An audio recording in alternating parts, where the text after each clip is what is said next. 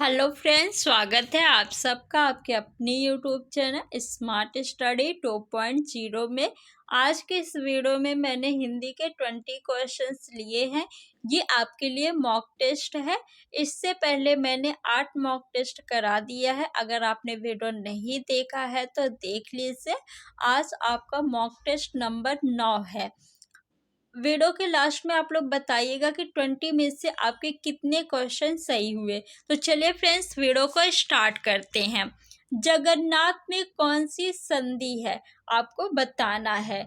संधि का शाब्दिक अर्थ क्या होता है? मेल होता है। अब मेल की बात की जा रही है तो किसका मेल होगा? तो वर्णों का मेल होगा। किसका मेल होगा? वर्णों का मेल होगा। संधि कितने प्रकार की होती है? तो संधि 3 प्रकार की होती है, स्वर संधि, व्यंजन संधि और विसर्ग संधि।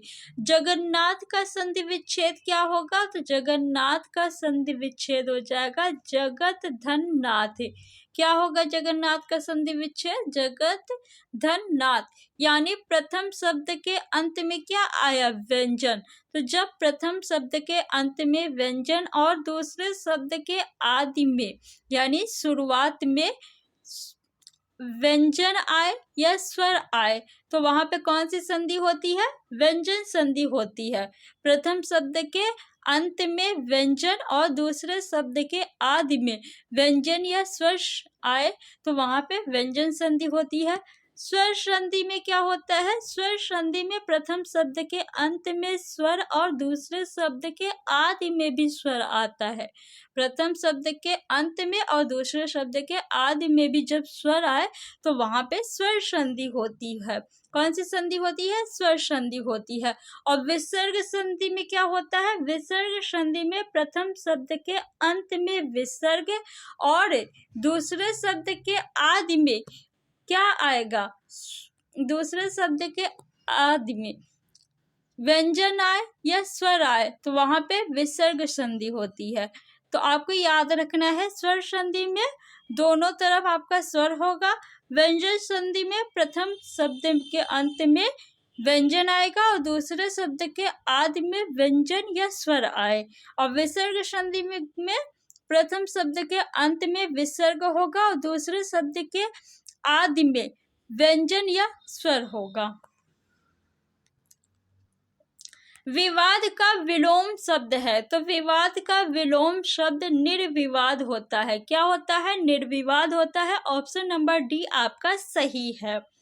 मित्र का भाववाचक संज्ञा है। मित्र का भाववाचक संज्ञा आपको बताना है।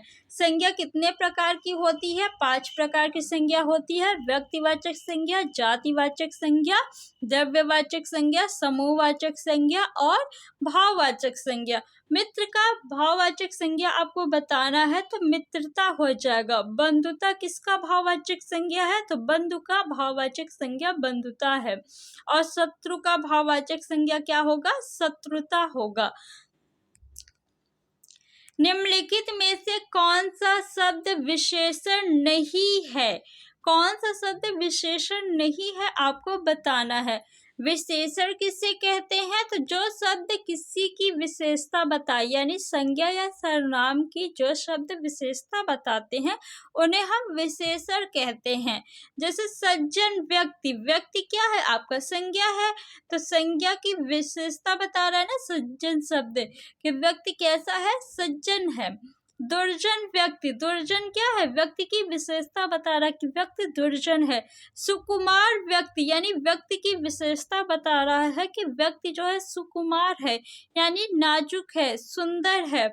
मानस क्या है? मानस क्या आपका विशेषण है? नहीं, मानस विशेषण नहीं है।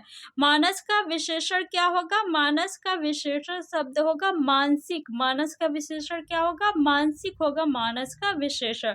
तो ऑप्शन नंबर डी आपका सही है, मानस विशेषण नहीं है। ग्रीवा का तद्भव शब्द है। ग्रीवा, आपने ये शब्द जब वर्णमाला पढ़ा होगा तब वहां पे पढ़ा होगा या सुना होगा। ग्रीवा का तद्भव क्या होता है? गर्दन होता है। पृष्ठ का तद्भव क्या होता है? पेज होता है। पृष्ठ का तद्भव क्या होगा? पेज या पन्ना। ऑप्शन नंबर आपका सी जो है वो सही है। अगम का विलोम शब्द है।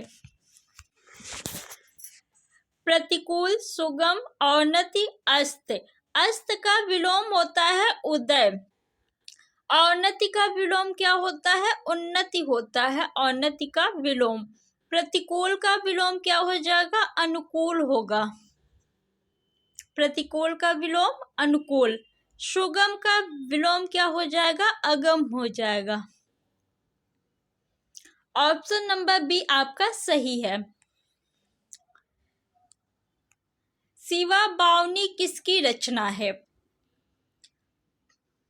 पद्माकर, भूषण, केशवदास या जगनिक, किसकी रचना है? तो ऑप्शन नंबर बी आपका सही है, भूषण जी की रचना है। जयशंकर प्रसाद द्वारा प्रकाशित पत्रिका का नाम था, क्या नाम था जिस पत्रिका का प्रकाशन जयशंकर प्रसाद जी ने किया? इंदु नाम था। क्या नाम था? इंदु। ऑप्शन नंबर बी आपका सही है। निम्नलिखित विकल्पों में से अर्थ अलंकार नहीं है, कौन सा अर्थ अलंकार नहीं है? यमक, रूपक, व्यतिरेक, प्रतीप, कौन सा नहीं है? यानी इसमें से कौन सा शब्द अलंकार है आपको बताना है।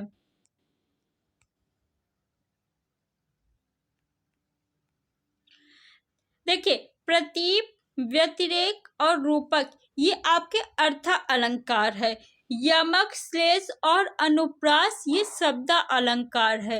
यमक, श्लेष और अनुप्रास ये शब्द अलंकार है। ऑप्शन नंबर ए आपका सही है। फ्रेंड्स, अगर वीडियो अच्छा लग रहा हो तो वीडियो को लाइक करके अपने फ्रेंड्स में शेयर कर दीजिए और ऐसी ही वीडियो देखने के लिए चैनल को सब्सक्राइब कर लीजिए। अंतरंग का सही विलोम है, बताइए क्या होगा अंतरंग का सही विलोम? तो अंतरंग का सही विलोम बहिरंग होगा। ऑप्शन नंबर बी आपका सही है। इन नामों में से एक की वर्तनी अशुद्ध है, किसकी वर्तनी अशुद्ध है? कौशल्या, तो ये तो शुद्ध है। मैथिली शरण गुप्त, ये भी शुद्ध है। मेघनाथ, ये भी शुद्ध है। राहुल सांकृत्यायन, ये अशुद्ध है। राहुल सांकृत्यायन होता है। ऑप्शन नंबर आपका डी जो है वो सही होगा। कौन सा ऑप्शन सही है? Option number D.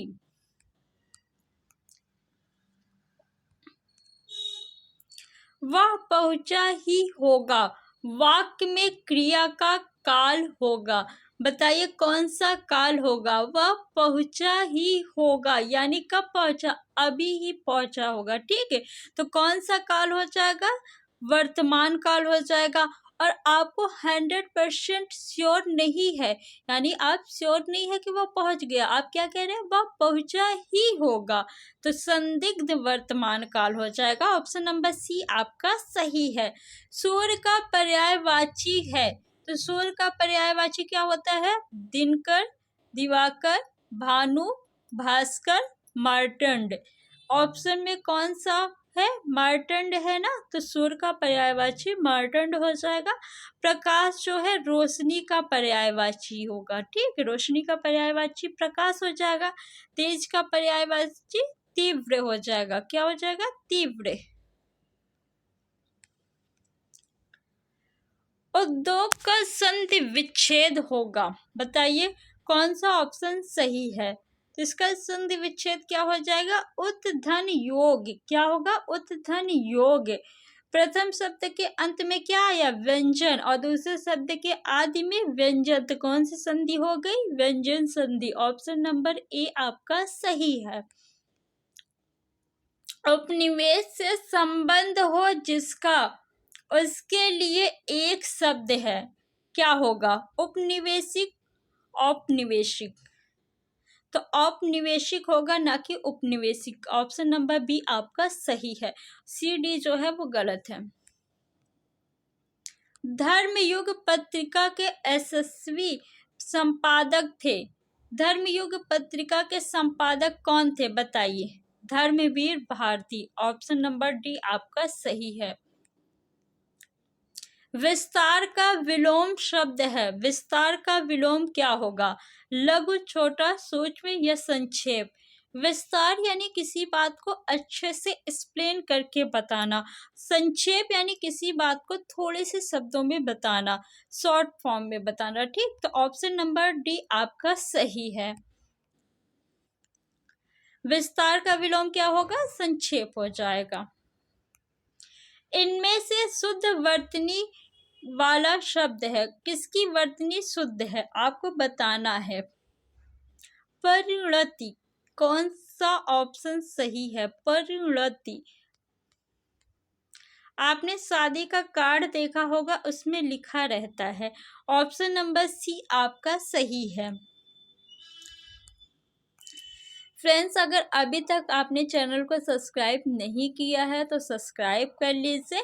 यहाँ पे आपको कम समय में अधिक प्रश्न कराए जाते हैं, उसकी व्याख्या सहित। निम्नलिखित शब्दों में योग ऋण शब्द कौन सा है? योग ऋण शब्द किसे कहते हैं? तो देखिए, जितने भी आपके बहुव्रीहि समास के उदाहरण हैं वो योग ऋण शब्द कहलाते हैं, यानी जिस शब्द का सार्थक खंड किया जा सके और उसका अर्थ शब्द के अर्थ से अलग हो। जैसे वीणा पाणी, वीणा मीन्स वीणा होता है, पाणी यानी हाथ। वीणा है जिसके हाथ में, अर्थात सरस्वती जी। तो ऑप्शन नंबर ए आपका जो है वो बिल्कुल सही है। यौगिक शब्द किसे कहते हैं? तो जिस शब्द का सार्थक खंड किया जा सके उसे यौगिक शब्द कहते हैं। और रूढ़ शब्द किसे कहते हैं? तो जिस शब्द का सार्थक खंड नहीं किया जा सकता उसे रूढ़ शब्द कहते हैं। जैसे जल, जल क्या है? क्या इसका सार्थक खंड किया जा सकता है? नहीं। जड़, जग, इन सब का क्या खंड किया जा सकता? नहीं किया जा सकता। अगर हम इसे दो भागों में बांटेंगे, जा और ला, तो क्या इसका कोई अर्थ निकल रहा है? नहीं। तो इसे हम क्या कहते हैं? रूढ़ शब्द कहते हैं। यौगिक शब्द में आपके एग्जाम्पल्स आ जाएंगे, जैसे विद्यालय, विद्याधन आलय, दोनों का अर्थ निकल रहा है। बाल्टी कैसा शब्द है आपको बताना है। तत्सम शब्द है, तद्भव शब्द है, देशज शब्द है या विदेशज। बाल्टी जो है दूसरी भाषा से आके हिंदी में प्रयोग किए जाते हैं या प्रयुक्त हो रहा है, तो इसलिए बाल्टी आपका विदेशज शब्द है। जो शब्द दूसरी भाषा से आके हिंदी में प्रयुक्त हो रहे हैं उन्हें हम क्या कहते हैं? विदेशज शब्द कहते हैं। देशज शब्द किसे कहते हैं? जिसकी उत्पत्ति का पता न चले। तत्सम शब्द किसे कहते हैं? तो जो संस्कृत के शब्द होते हैं उन्हें हम तत्सम शब्द कहते हैं। तो फ्रेंड्स, आपके 20 में से कितने क्वेश्चन सही हुए कमेंट बॉक्स में कमेंट करके बताइए। और ये क्वेश्चन आपके लिए होमवर्क है, इसका आंसर आप लोग कमेंट बॉक्स में कमेंट करके बताइए कि बेइंसाफी में प्रयुक्त उपसर्ग कौन सा है। 4 ऑप्शन दिए हैं, आप लोग बताइएगा। वीडियो अच्छा लगा हो तो वीडियो को लाइक करके शेयर कर दीजिए, और चैनल को अगर अभी तक आपने सब्सक्राइब नहीं किया है तो सब्सक्राइब कर लीजिए। Thanks for watching.